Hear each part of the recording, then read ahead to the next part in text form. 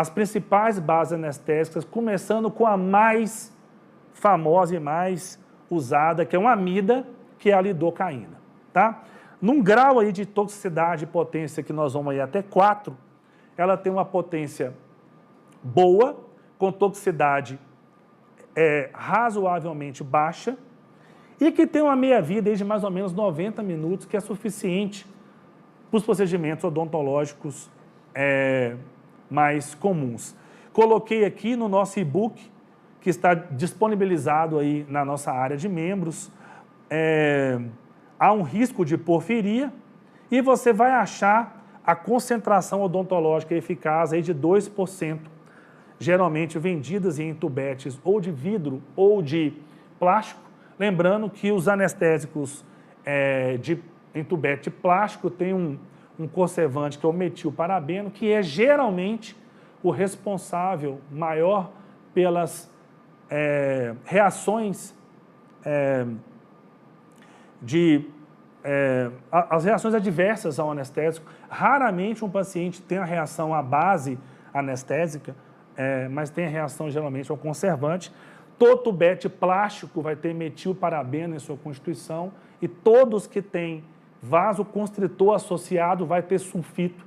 Então, se você tem um tubete de plástico com vasoconstritor, ele tem os dois conservantes, sendo que o único disponível no Brasil, se não me engano, a mipivacaína sem vasoconstritor em tubete de vidro, é o único que não tem nenhum tipo de conservante, que pode ser, inclusive, uma indicação para pacientes declaradamente sensíveis aos conservantes. Então, a lidocaína é o mais comum e aí é o mais utilizado na odontologia, tá?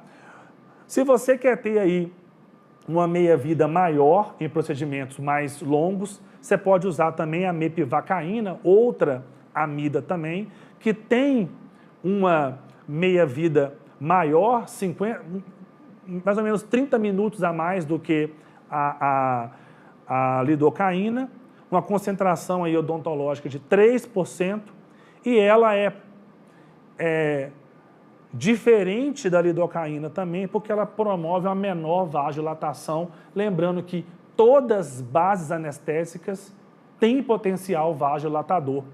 Lembrando, então, uma das necessidades de se associar o vasoconstritor, tema aí da nossa próxima aula e última desse módulo.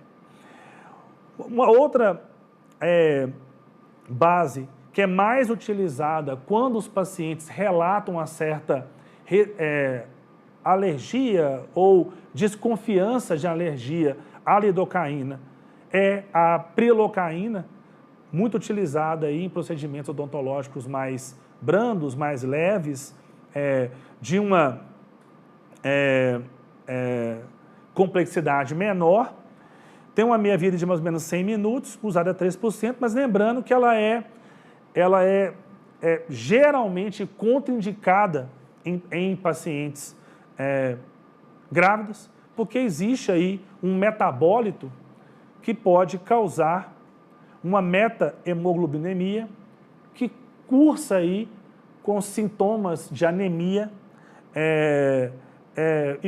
especialmente pelo metabolismo e a formação de subprodutos que entram no ciclo edemácea e causam esses danos. Lembrando que essa aula vai ser complementada com todo o conteúdo que já está no e-book, mas lembre que a prilocaína pode ser uma alternativa à ausência de lidocaína, muitas vezes em serviço público, em locais remotos, pode não ter a lidocaína, mas lembrando que se não houver lidocaína, é só prilocaína, há um cuidado muito grande com pacientes grávidas e crianças ou pacientes que já declaram ter problemas com anemia, de qualquer causa que seja. Um outro anestésico que é muito famoso na odontologia, procedimentos de maior complexidade, é a articaína, justamente pelo seu grande potencial anestésico de difusão pelo corpo. Utilizado muitas vezes aí como uma alternativa à lidocaína, pela sua maior potência anestésica em tecidos mais densos, como, por exemplo, as corticais mandibulares, que geralmente são resistentes à penetração ativa de anestésicos. A articaína aí, utilizada na concentração maior, tá? 4%, e que tem uma meia-vida mais curta, e que pode ser uma alternativa para ser usada em pacientes cujo metabolismo hepático já está sobrecarregado, porque parte da articaína é metabolizada no plasma sanguíneo. E existem estudos mostrando, inclusive, que o sucesso em relação ao uso da articaína comparado com a lidocaína é geralmente e significativamente maior em pacientes que estão aí sendo operados. No final, qual que é a indicação? Cirurgias que você imagina que a anestesia precisa ser mais robusta, porém o custo da articaína hoje, enquanto a gente conversa sobre essa aula, é geralmente 30% maior do que a lidocaína. Então, isso pode ser pesado aí também o custo-benefício com o paciente. Mais uma vez, se não é um procedimento que justifica uma anestesia muito robusta, a lidocaína é geralmente funcional, mas se você precisar e quiser usar articaína, também indicação completa disso, tá? Mas agora, se você espera que o procedimento vai causar dor pós-operatória, existe chance dele durar muito, você pode usar aí o anestésico que tem a maior potência disponível hoje local na odontologia, que é a bupivacaína, que tem uma potência anestésica 4 vezes maior do que a lidocaína. E a indicação maior da bupivacaína são aqueles procedimentos cuja dor pós-operatória é esperada, que a dor, até a dificuldade do manejo da cirurgia é muito grande. E qual que é a contraindicação? Especialmente em crianças, existem relatos de déficit neurológico e de dano tecidual com a bupivacaína, que não é muito comum, mas pode acontecer. Mas pensa nisso.